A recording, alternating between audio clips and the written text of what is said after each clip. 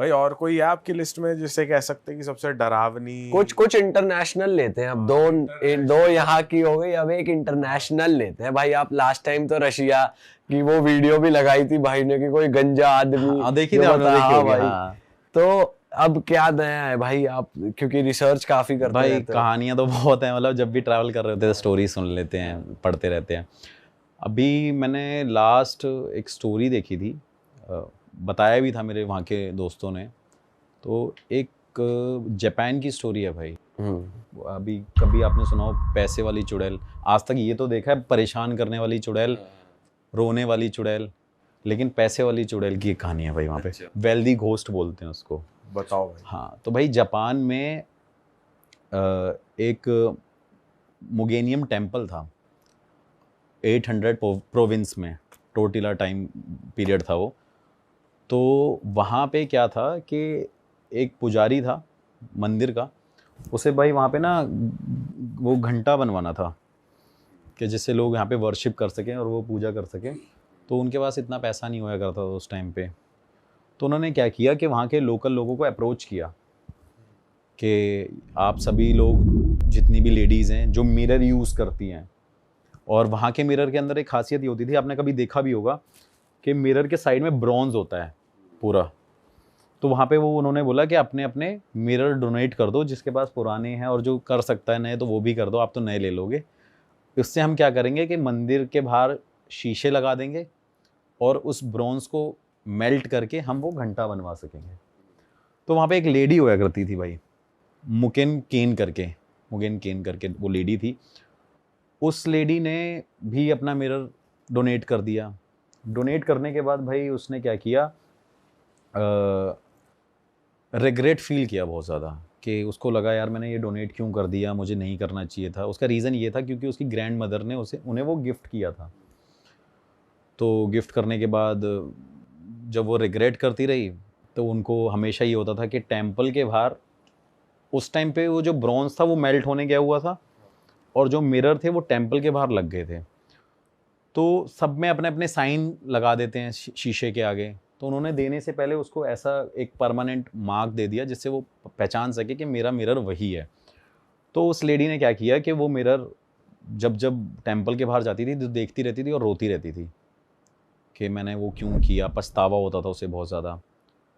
तो जापान में भाई एक एक्ट, एक रिलीजियन एक्ट कह सकते हैं आप, कि अगर आप रिलीजियसली कुछ चीज़ डोनेट कर रहे हो दिल से तो वो आपकी वर्क करेगी, नहीं कर रहे तो नहीं करेगी।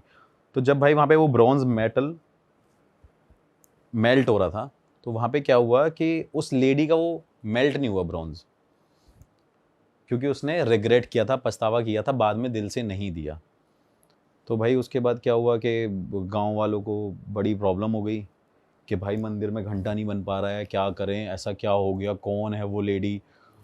तो गांव में बड़ा डिस्कशन हुआ, सभी लेडी को मंदिर में बुलाया, वहाँ पे जाके उनसे पूछा गया, पुजारी ने पूछा, वहाँ के लोगों ने पूछा कि आप क्या कर रहे हो, ये क्यों ऐसा हो रहा है, ये हमारे मंदिर का घंटा क्यों नहीं बने। क्योंकि लोग ना पुराने टाइम में इन चीज़ों को बहुत ज़्यादा वैल्यू देते थे, एक छोटी छोटी चीज़ों को भी।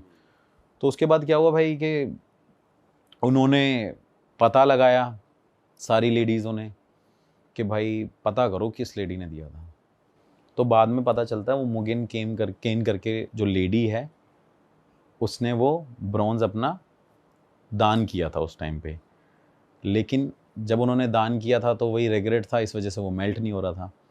तो मेल्ट ना होने के कारण उस गांव में सारी लेडीज़ ने उन्हें बहुत इंसल्ट किया, बहुत डराया, इंसल्ट किया, उनको बड़ी शर्मिंदगी महसूस हुई, शेम फील करने लगी, इंसल्टेड फील करने लग गई। और वो फार्मर फैमिली से थी, उनका हस्बैंड भी फार्मर था।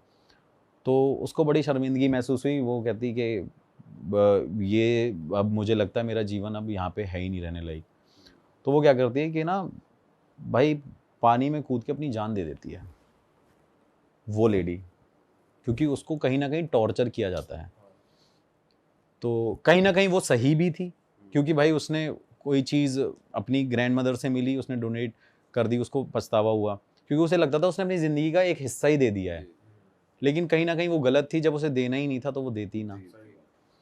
तो उसके बाद क्या हुआ भाई, वो एक लेटर लिख के गई लेटर में लिखा हुआ था कि मेरे मरने के बाद आप उस मेटल को जब मेल्ट करोगे तो वो मेल्ट होगा और घंटा बनेगा मंदिर के लिए।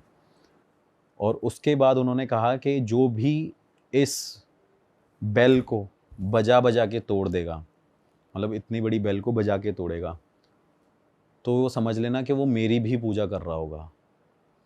मतलब उसने अपने आप को या तो भगवान मान लिया या शैतान मान लिया, कुछ भी कह सकते हैं। तो उन्होंने बोला कि जो इस बेल को तोड़ेगा भाई कि ऐसे ऐसे होगा।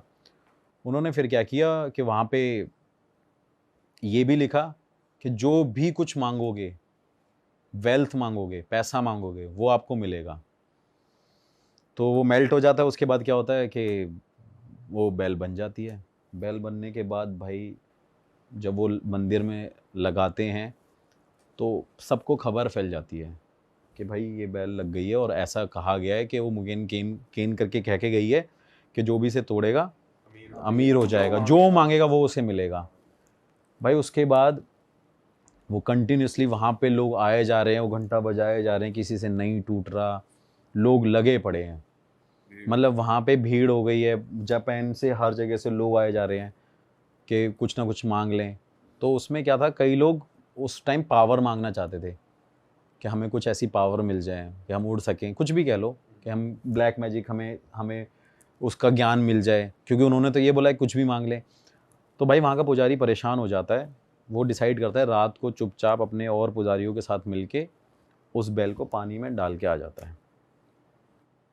तो इससे पहले ना एक वर्ड है नजरारू, एक नजरारू वर्ड है। इसका मतलब होता है एक डिजायर्ड इफेक्ट।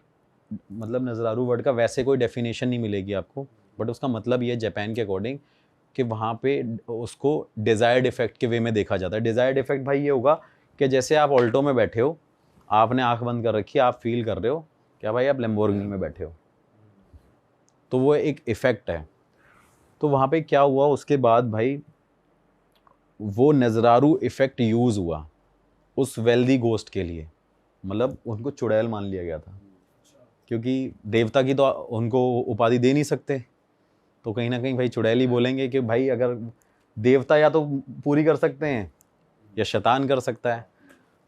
तो वहाँ पे एक कपल था, ओवेबी करके नाम था उसका, कुछ ऐसे करके लेडी का नाम था।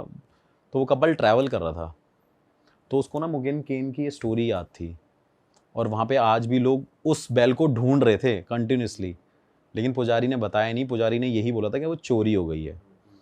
तो उसे वो ढूंढ रहे थे। उसने क्या किया, लेडी ने वो नज़रारू इफेक्ट अप्लाई किया अपने ऊपर। उसने क्या किया, एक छोटा सा भगोना या तसला ब्रॉन्ज का लिया, उसको आंख बंद करके इमेजिन किया कि ये घंटा है उसका, लेडी का। वो उसे बजा बजा के तोड़ने लग गई होटल के वहाँ पे। जब उसने उसको तोड़ा, उसने इमेजिन किया कि वो मुगेन केन है। तो उसके बाद एक आदमी वहाँ से आता है भाई, और उनको बहुत सारे पैसे दे के चले जाता है, और कहता है कि आपको ट्रैवल करना है ना, आप ट्रैवल करना चाहते हो ना, ये लो आप पैसा लो। उसके बाद उसने ये स्टोरी शेयर करी, तो लोगों को पता चल गया कि ये वेल्दी घोस्ट जापान में एग्जिस्ट कर रही है, आप इससे जो भी मांगोगे वो आपको मिलेगा ज़रूर। फिर सेकंड चीज़ यहाँ पे ये हुई कि एक फार्मर था, काफ़ी गरीब था, वहाँ पे डिज़ास्टर बहुत ज़्यादा होता रहता है।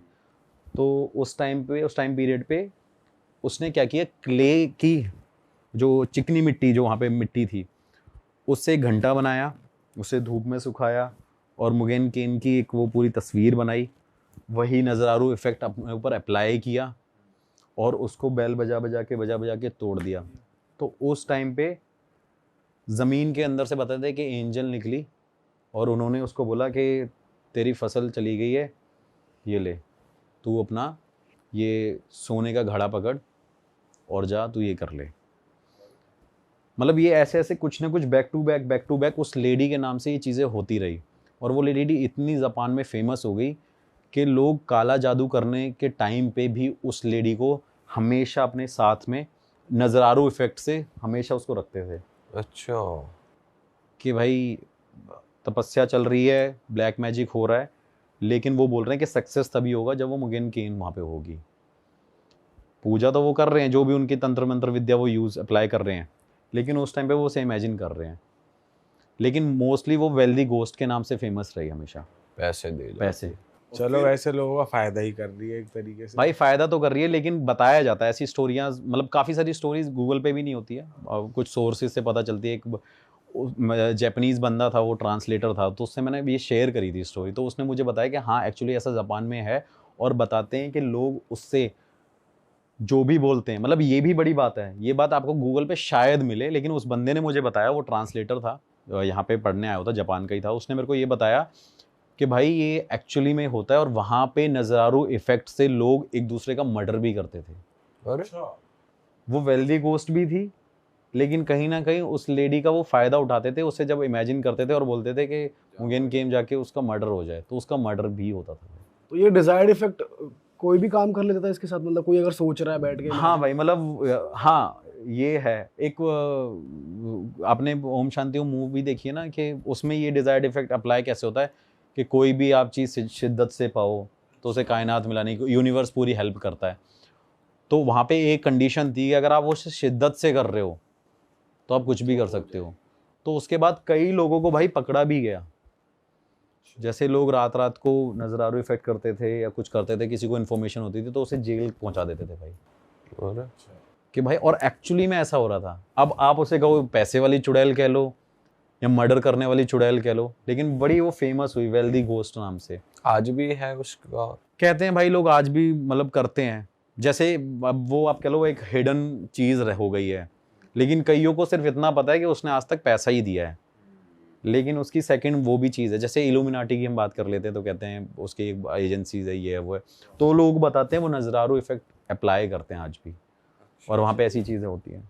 अलग ही किस्सा है, मतलब पूरी दुनिया में कुछ ना कुछ हो ही रहा भाई है। हर, हाँ छोटे छोटे गांव में अलग एक किस्सा है, जापान में एक ऐसे, तो ये जापान की बड़ी फेमस स्टोरी रही है उस टाइम पे 800 प्रोविंस एक आप ग्रीक हिस्ट्री की भी स्टोरी लेकर आए हो आज, वो भी बताओ भाई, इतनी इंटरेस्टिंग बातें चली रही है तो।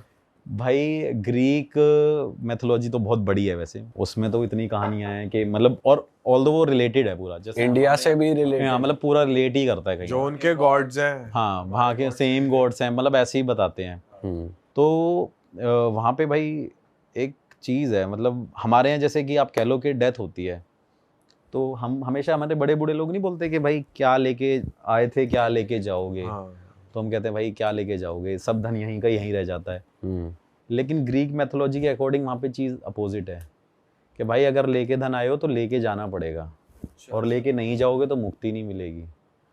यहाँ क्या होता है कि किसी की डेथ हो जाती है भाई, वो यमदूत आते हैं उठा के ले जाते हैं, मतलब जो बताया जाता है, जो कहानियों में है कि यमदूत आते हैं ले जाते हैं, और वहाँ पे सीधा यमराज उनको पनिश करते हैं, उनको बता देते हैं भाई तुम्हारी ये सजा है, तुम्हें ये बनना है, तुम्हें ये बनना है। लेकिन वहाँ पे ऐसा नहीं होया करता था भाई। वहाँ क्या सीन है भाई? वहाँ पे क्या है कि भाई जब किसी के घर में डेथ होती है, वहाँ पे डेथ होने के बाद वहाँ पे जब उसे कॉफिन में रखा जाता है, तो वहाँ पे उस डेड बॉडी की आँखों पे या मुंह के अंदर, जीभ के नीचे, वहाँ पे कॉइन रखे जाते हैं, ओबल बोलते हैं उसे, ओवल कॉइन, उसको रखा जाता है। उसका कारण है भाई, उसका कारण ये है कि वो एक टोल टैक्स की तरह है, वो एक फास्ट टैग की तरह आप कह सकते हो, मतलब वो गेटवे है। मरने के बाद का फास्ट टैग, वो मरने के बाद का फास्ट टैग कह लो भाई उसको, कि वहाँ अगर वो नहीं है तो आपको मुक्ति नहीं मिलेगी। कई लोग भूल भी जाते थे रखना, कई लोग रख देते थे। तो एक सिक्का रखना होता है या पूरा मुंह ही भर दो सिक्कों से? नहीं भाई, मतलब ये है कि फास्ट टैग है तो 200 रुपए 300 रुपए का। गुल्लक बन गया मुंह। मतलब भाई एकदम बेसिक रहता है जो उसमें पड़ा रहना चाहिए, वो एकदम बेसिक हो गया।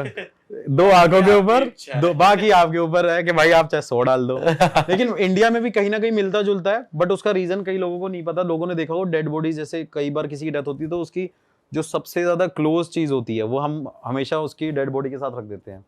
कई लोग गोल्ड रख देते हैं, कई लोग कपड़े रख देते हैं, लेकिन लॉजिक किसी को नहीं पता। मतलब मुझे ऐसा लगता है, लोग बोलते हैं ये इसकी बड़ी क्लोज चीज़ थी, ये इसके दिल के बहुत करीब थी, या इसी की चीज़ है, इसी के साथ चले जाए। लेकिन क्या होता है कि जलने के बाद यहाँ पे तो वो उठा लेते हैं, उसका कोई यूज़ नहीं है। लेकिन वहाँ पे ऐसा नहीं होता है। वहाँ पे क्या है भाई, वो जो फास्ट टैग बन जाता है, उसके बाद क्या होता है, वो हेल्प करता है फास्टैग एक रिवर क्रॉस करने के लिए। रिवर का नाम है स्टिक्स, एक स्टिक्स रिवर है और एक्रोन रिवर बोलते हैं उसको। वो भाई रिवर क्रॉस करनी पड़ती है। वहाँ पे जब सोल बताते हैं कि जब उसे दफना दिया जाता है, जब उनका वो सारा कुछ हो जाता है, तो उसके बाद जो आत्मा वहाँ पे जाती है, तो वहाँ पे उसे मिलता है एक फेरीमैन बोलते हैं उसे, बोटमैन बोलते हैं उसे, वो वहाँ पे उसे मिलता है। वो क्या करता है, उसका नाम होता है कैरोन। वो काफ़ी बताते हैं, मतलब ग्रीक मैथोलॉजी में बताते हैं कि काफ़ी क्रूप होता है, वो बहुत डरावना होता है, बड़े बड़े बाल होते हैं उसके, सर पे टोपी होती है, वो बोट लेके खड़ा रहता है हमेशा एक किनारे पे। तो जब वो आत्मा जाती है तो वो सिक्के उसको हैंडओवर करते हैं। हाँ, अगर आप उसे सिक्के हैंडओवर करोगे तो वो रिवर क्रॉस कराएगा और वहाँ पे हेडीज के पास ले जाएगा, जो वहाँ का देवता है, जो जज करेगा, डिसाइड करेगा कि भाई अब आपको आगे क्या जीवन मिलेगा, आफ्टर लाइफ आपका अब क्या है। लेकिन क्या है, कई लोग नहीं भी ले जा पाते, कई लोग भूल भी जाते हैं, जैसे होता ही है यूजुअली। यहाँ पे भी हम कुछ चीज़ भूल जाते हैं, वहाँ पे भी रिचुअल्स में कुछ ना कुछ वो कमी कर देते थे। और जो सिक्के नहीं ले जा पाता था, उसकी सोल को भाई उस किनारे पे 100 साल भटकना होता था। उसके बाद वो कैरोन उनको लेके जाता था। 100 साल भटकेगी 100 साल वो आत्मा भटकेगी भाई। मतलब बड़ा एक अलग रिचुअल है वहाँ का। आप कह लो कि यार मरने के बाद भी इंसान के ऊपर एक रिस्पॉन्सिबिलिटी डाल दी है कि सिक्के लेके कि भाई सिक्के लेके जाना। अब वो तो मर गया भाई, फैमिली वालों को पता ही नहीं है ये करना है। कई लोग होते हैं, हम जैसे यंग जनरेशन है, आज किसी की डेथ हो जाए हमें नहीं पता कि हमें क्या रिचुअल करने हैं, हमारे पास जब तक बड़े बूढ़े लोग नहीं होंगे। हाँ। तो वहाँ पे क्या है कि कई लोग नहीं ले जा पाते थे भाई। किसी जिंदा आदमी की गलती से एक मरे आदमी को क्या क्या भुगतना वहाँ पड़ता था, वो इमेजिन करो। अगर वो सिक्के रख दे तो उसे भटकना ना पड़े। तो क्या था, कैरोन हमेशा वहाँ पे वो रिवर क्रॉस करके हेडीज के पास ले जाता था, वो वहाँ का देवता था। तो बताते हैं कि वो वहाँ पे जो बोलता था वो कैरोन को करना पड़ता था, और कैरोन के हाथ में रिस्पॉन्सिबिलिटी थी। तो इसके अंदर एक इंटरेस्टिंग स्टोरी ये भी है कि भाई वहाँ पे ना एक बंदा था, वो अपनी प्रेमिका से मिलने गया, उसकी प्रेमिका वहाँ पे चली गई थी हेडीज के पास। तो वो जीवित इंसान उस टाइम पे कैरोन के पास जाके उसे अपनी गानों की आवाज़ में बहला फुसला के, उसको पिघला के अपनी प्रेमिका से मिलने जाता है भाई। मतलब वैसे तो आत्मा ही जाती है, लेकिन वो जिंदा इंसान वहाँ पे गया था अपनी प्रेमिका से मिलने, उसकी आत्मा से मिलने, ऐसा बताया जाता है। मतलब इम्प्रेस कर दिया अपने गाने वाने हाँ, से। और कैरोन एक ऐसा आदमी था कि आपके पास कॉइन नहीं है तो 100 साल तक भैया यहीं रहो। ये तोड़े ले काट लिया भाई ने। और उसके बाद हेडीज ने उसे सजा दी कैरोन को कि ये यहाँ पे एंटर कैसे कर गया। तो इसकी सजा अब तुझे ये है कि तू भी 1 साल तक, अब ये रिस्पॉन्सिबिलिटी तेरे हाथ में ही नहीं है, अब छोड़ दे तू। अब तू 1 साल बाद इस बोट को चलाइयो, फिर मेरे पास लाइयो आत्माओं को। तो ये सोचो कि उस टाइम पीरियड में साल में जितनी डेथ हुई होंगी, उस वो आत्मा कहाँ होंगी। या तो वो उस किनारे पे रही होंगी, या फिर वो फ्रीली चली गई, ऐसा भी हो सकता है। नहीं भाई, उसका रूल मतलब कुछ ना कुछ तो रेस्ट्रिक्शंस होती है ना हर चीज की। या कोई और द्वारपाल लगा दिया होगा। मैं वही कंफ्यूजन है कि भाई उस टाइम पे कोई और होगा वहां पे, क्योंकि उसे बोला कि 1 साल बाद तू आई हो। लेकिन एक चीज होती है ना कि अब एक कैमरामैन है तो कैमरामैन को ही पता है कैमरा कैसे हैंडल करना है। हाँ। मैं जाके नहीं कर सकता, तो वो रिस्पॉन्सिबिलिटी उसी के ऊपर थी। तो बताते हैं उस टाइम पे कि जब कैरोन को उसने हेडीज ने सजा दी थी, तो 1 साल तक, ऐसा कहा जाता है कि 1 साल तक वहां पे सारी आत्माएं उस किनारे पे खड़ी रही हैं, उनको मुक्ति नहीं मिली है। बताओ। और वो जब तक कैरोन वापस नहीं आएगा तब तक रिवर क्रॉस नहीं होगी। ये तगड़ी कहानी है भाई। हाँ, बट मैंने यूट्यूब पे चेक किया, कभी कोई अलग स्टोरी बताता है, कोई अलग स्टोरी बताता है। ये सब बिलीव्स ही है भाई। अब सबके अपने अपने वर्जन भी मॉडिफाई भी हो जाते हैं भाई, एक से दूसरे तक आने में। कोई नॉर्मल बता रहा है कि भाई कैरोन जाता था, सिक्के लेता था, बस छोड़ के आ जाता था। हाँ। फिर कोई किसी स्टोरी में बताता है कि कैरोन ऐसा दिखता था जैसे मैंने आपको अभी बताया। तो फिर मैंने भाई काफ़ी इन्फॉर्मेशन कलेक्ट करी। एक लेखक थे, ऑथर थे, उनके साथ में बैठा था, उनसे डिस्कस कर रहा था, उन्होंने मुझे ये कहानी बताई, यही वाली जो ये ग्रीक मैथोलॉजी भाई है। एक जीवित आदमी का भी वहां तक जाना एक हाइपोथेटिकल, हाँ, वो भी ये भी एक बस कहना ही। हाँ, लेकिन आप ये सोचो कि कई बार यहाँ पे भी ऐसी मिस्टेक हुई है कि जिंदा इंसान भी उड़ जाता है। ऊपर चले जाता है, फिर बाद में रियलाइज होता है भाई इसकी तो गलती ही नहीं अभी एक इंस्टाग्राम पे वीडियो देख रहे थे हम कल परसों की, बंदा चिता से उठ गया, उसका कुर्ता वुर्ता जला हुआ है। चिता से उठ रहा है, अच्छा आसपास वाले कुछ वो भी नहीं कर रहे ना, फटाफट आके बचा रहे या कुछ करो, आराम से खड़े देख रहे क्या हो रहा है ये। थी। भाई डर ही जाएगा इंसान यार, ऐसी चीज हो रही होगी, क्योंकि उसका टाइम पीरियड नहीं आया था ना मरने का।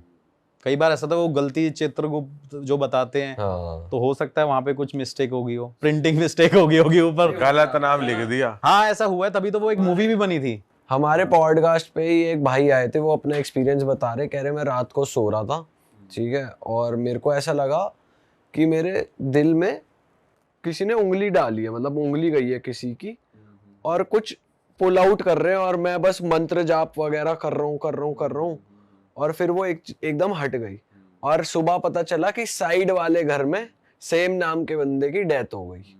तो वो कह रहे कि वो ऐसा हो गया, मुझे ऐसा लग रहा था वो मेरे को गलती से ले जाने आ रहे थे, जब मैं मंत्र जाप कर रहा था तो पता चला कि मतलब उन्हें रियलाइज हुआ होगा कि मैं नहीं हूँ, वो है। तो फिर वो उसी टाइम पे ही, रात के जितने बजे भी वो हो रहा था, उसी टाइम उस साइड वाले घर वर में किसी की डेथ हो गई। ये मेरे साथ भी, मेरे एक टीचर हुआ करते थे इंग्लिश के, उनकी मदर के साथ हुआ था।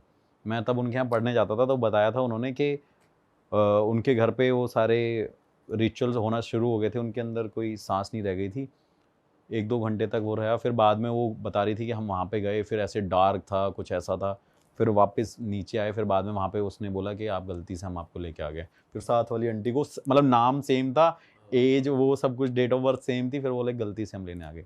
तो ऐसी चीज़ें होती हैं भाई। ऊपर भी गलतियां हो तो रही भाई हैं। ऊपर तो सबसे ज़्यादा गलती होती है। मैं आपको रियलिटी, जो ऊपर गलतियाँ हुई है वो गलतियाँ नीचे होती हैं धरती पे। आप कभी ये चीज़, मतलब ये चीज़ें काफ़ी ज़्यादा फिर वो हो जाएंगी कि लोग बोलेंगे भगवान के अगेंस्ट कैसे बोल रहे हो आप। लेकिन भाई मैं ब्लंटली बोलूँगा कि ऊपर गलतियाँ हुई हैं तभी वो गलतियाँ नीचे होती हैं। अगर ऊपर कुछ अप्लाई नहीं हुआ होगा तो नीचे अप्लाई नहीं हो सकता। मतलब अगर आप सोचोगे ये शादी होना, ये प्यार होना, ये चीज़ें ऊपर ही हुई ना, जैसे शिव जी की पार्वती जी शादी हुई, फर्स्ट मतलब उनकी लव स्टोरी है, तो वो ऊपर हुई है तभी नीचे हुई है।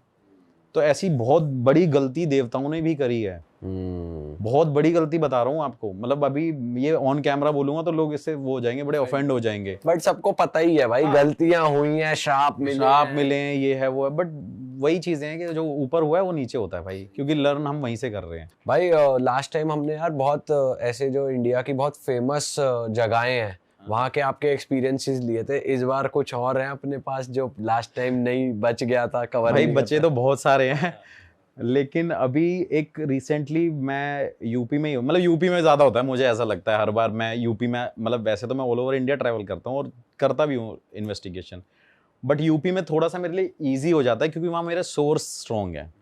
और यूपी में एक स्पेसिफिक प्लेस नहीं, हर जगह ऑल ओवर यूपी में। तो क्या है, मेरे को इन्वेस्टिगेशन करने में प्रॉब्लम नहीं होती, तो वहाँ सपोर्ट रहता है मेरे को। तो भाई वहाँ पे ना एक फर्रुखाबाद और आपने ये कन्नौज सुना होगा, कन्नौज के राजा भी थे ऐसे करके। भाई ये स्टोरी आई थिंक 3-4 साल पुरानी है।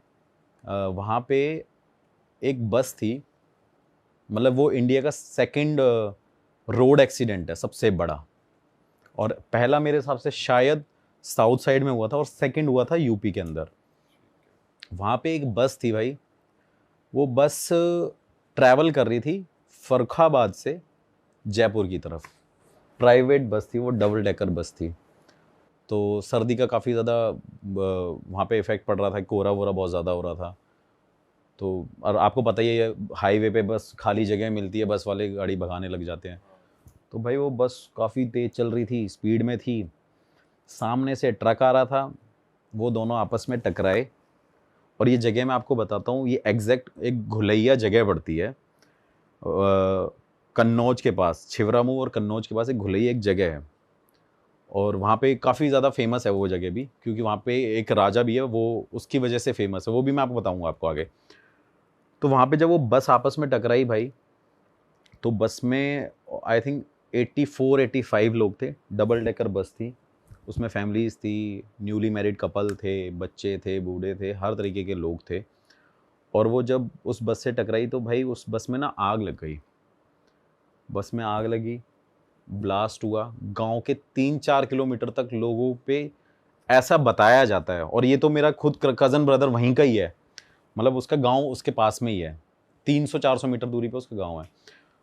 तो ऐसा बताया जाता है कि वहाँ पे 3-4 किलोमीटर तक वो आवाज़ें आ रही थी, चीखने चिल्लाने की, इतना शोर था और ब्लास्ट की आवाज़ें आ रही थी। तो भाई वो जब बस जली वहाँ पे, तो उस जलने में जितने भी लोग थे भाई वहाँ पे, उसके अंदर भाई जैसे कैंडल नहीं जलती मोम की तरह, वो पिघल रहे थे, पिघल रहे थे। बच्चे खिड़की से लटके हुए थे, उनके सर से ना, मतलब आप समझ लो वो मोम की तरह पिघल रहे हैं। ऐसा कोई इंसान नहीं था गांव का जिन्होंने वहाँ पे बचाने की कोशिश नहीं करी। मेरा कज़न ब्रदर भी इंक्लूडेड था वहाँ पे, उनको बचाने की कोशिश कर रहे थे, लेकिन इतनी आग थी वहाँ पे। और रीज़न क्या था? फॉग था, टकरा गई। जो ट्रक था उसमें राशन का सामान था, उसमें ऑयल था जो रिफाइंड होता ही होता है, तो उसने और ज़्यादा आग पकड़ ली। आपको मैं उसकी स्टोरीज भी शेयर करूँगा, फ़ोटोज़ शेयर करूँगा। तो भाई आप देखना वहाँ पे ना, मतलब वो मोस्टली सारे लोग जल गए। रीज़न क्या था उसमें एग्जिट ना होने का, निकलने का? क्योंकि आपने देखा प्राइवेट बसेस में बैक का जो हिस्सा होता है, वो पीछे वहाँ शीशा विंडो नहीं होता, पूरा कवर्ड होता है वो, है ना, शीट से। और ये वाले जो डोर होते हैं वोल्वो बसेस में, इसमें सारे ऑटोमेटिक होते हैं, वो बटन से ही खुलते हैं। तो वहाँ पे एग्जिट का कोई पॉइंट नहीं था, और डबल डेकर बस तो वैसे ही थी, तो निकल नहीं सकते थे। तो भाई उसमें इतने लोगों की डेथ हो गई। डेथ होने के बाद मोदी जी ने, योगी जी ने, राहुल गांधी जी ने, सब ने ट्वीट भी किया था। और काफ़ी लोग, योगी जी वहाँ पे पहुँचे भी थे, बहुत सारे लोगों ने वहाँ पे ट्वीट किया था आत्मा की शांति के लिए। तो फिर भाई वो मेरे भाई ने मेरे को जगह बताई कि ऐसी ऐसी यहाँ पे कहानी हुई है। ऑल्दो मैंने देखी थी, लेकिन कभी ऐसा सोचा नहीं था मैं वहाँ पे जाऊँगा। भाई मैं वहाँ पे पहुँचा रात को। रात में पहुँचने के बाद मैंने वहाँ के लोगों से इंट्रोडक्शन लिया उनका कि भाई आप यहाँ पे थे, कि आपने क्या यहाँ पे नोटिस किया था? कह रहे लोग ऐसे ऐसे जल रहे थे, ये है वो है।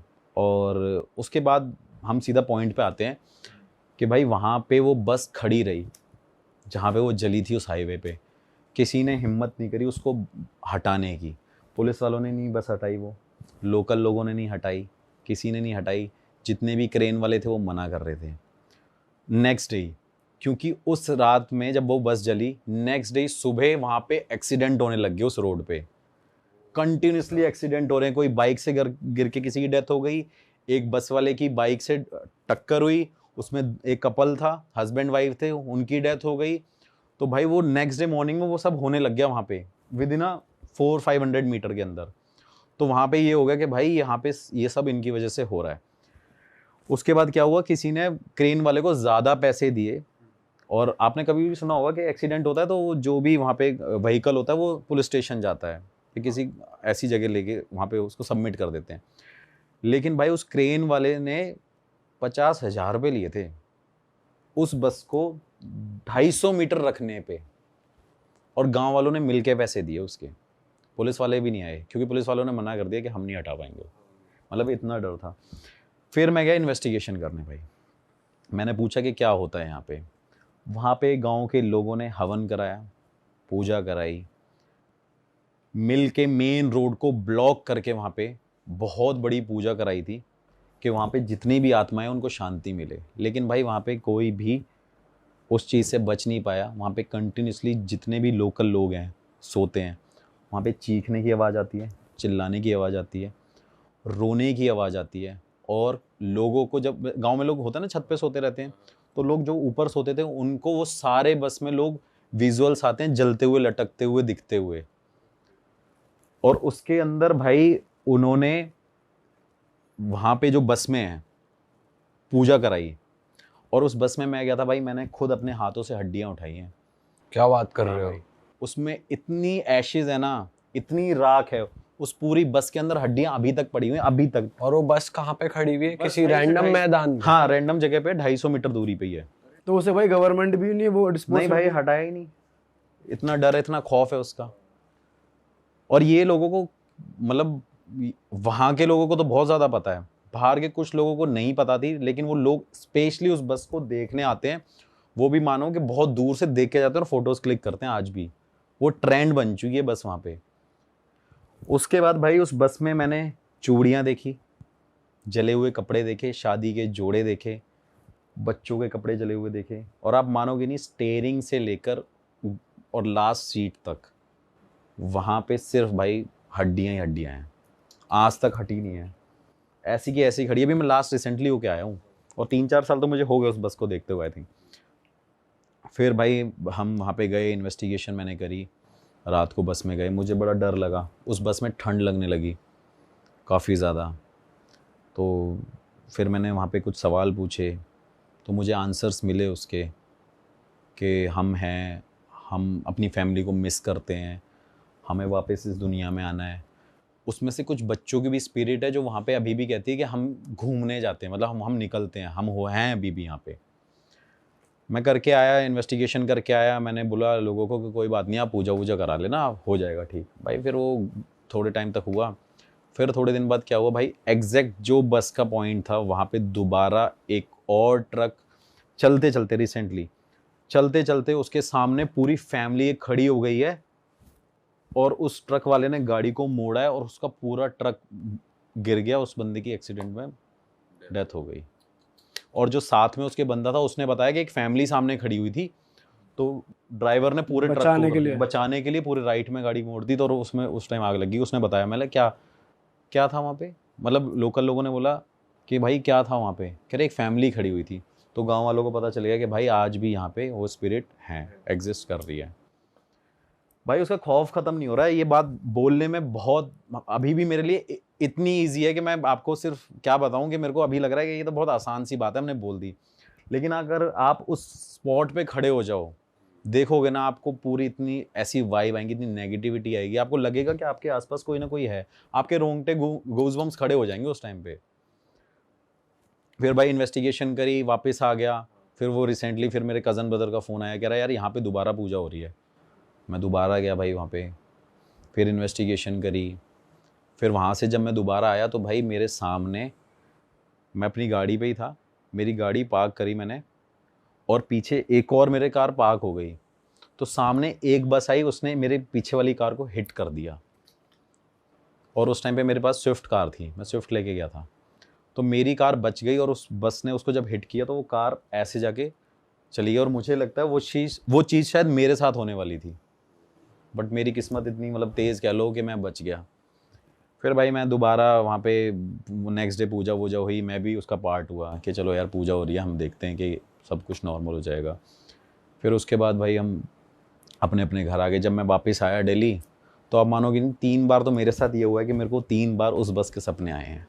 अच्छा। हाँ, कि वो बस में कोई आवाज़ मार रहा है, वो बस जलती हुई मुझे नज़र आ रही है, और उस बस को लोग जो उस टाइम पे बचा रहे हैं, वो वाले विजुअल मेरे सामने आ रहे हैं। मतलब कई टाइम बाद आया है, ऐसा नहीं है कि मैं आज आया नेक्स्ट डे मेरे साथ ये होने लग गया, हफ्ते भर बाद ये चीज़ होने लग गया। हाँ, रैंडम होने लग गया। भाई मैं दोबारा गया इन्वेस्टिगेशन करने कि कोई साथ तो नहीं आ क्या गया, कोई साथ तो नहीं आ गया ये वो। फिर मैं वहीं से बाबा जी से मिलते आया, मेरे से कह रहे क्या करता रहता है, तो उन्होंने हाथ रखा, मैं निकल गया, मैंने इन्वेस्टिगेशन करी, फिर मैं वहाँ पे बोल के आया। फिर जो मैंने इन्वेस्टिगेशन में पूछा कि क्या मैं यहाँ पे पूजा करा सकता हूँ, तो मुझे वहाँ पे रिस्पॉन्ड मिला, क्योंकि वहाँ पे एक्चुअली उनको अभी तक शांति नहीं मिली भाई। फिर दोबारा भी मैं बोल के आया हूँ, वहाँ पे मैंने पूजा करानी है, और अभी तक वहाँ पे ये हो रहा है कि लोगों को डेली कुछ ना कुछ भगते हुए नज़र आ रहा है, कोई ना कोई daily accident, daily 1-2 accident fixed हैं भाई वहाँ पे। पर भाई जब हवन हो जाता है तब तो कहते हैं कि जैसे बड़े बड़े हवन होते हैं तो शांति मिलने लग जाती है, पर यहाँ तो देखो मैं बताता हूँ, अब इससे एक चीज़ कनेक्ट कर लेते हैं हम। अभी जैसे इंडिया का मैच हुआ था लास्ट, तो वाराणसी में हर मंदिरों में भाई हवन और पूजा हो रही थी कि भाई मैच जीत जाए। तो भाई ऐसा नहीं हुआ ना, कुछ ना कुछ या तो कमी रही होगी, या जो ऊपर लिखा हुआ है भगवान ने वही होना है। तो भाई कुछ हवन में कमी रही होगी, या कह लो कि वो जस्टिस नहीं मिल पाया अभी तक। भाई मिला था आपको रिस्पांस वहाँ पे कि हम मुक्त नहीं हुए हैं? हाँ भाई, वो रिस्पॉन्स मिले तभी तो मैं दोबारा वहाँ पे जा रहा हूँ। मेरा पूजा कराने का कारण यही है कि भाई कम से कम वहाँ के लोग अभी बच जाएं और वहाँ पे एक्सीडेंट ना हो। तो भाई वहाँ पे कंटिन्यूसली अभी तक ये चल रहा है।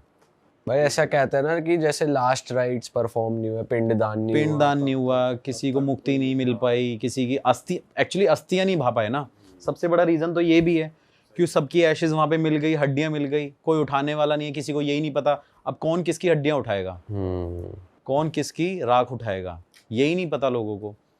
लोग तो आइडेंटिफाइड हैं कि इन लोगों की डेथ हुई है उस टाइम पे, पर कौन से किसका लेकिन है? कौन किसको उठाएगा? तो वो रीजन, मेजर एक रीजन ये भी है भाई वहाँ पे।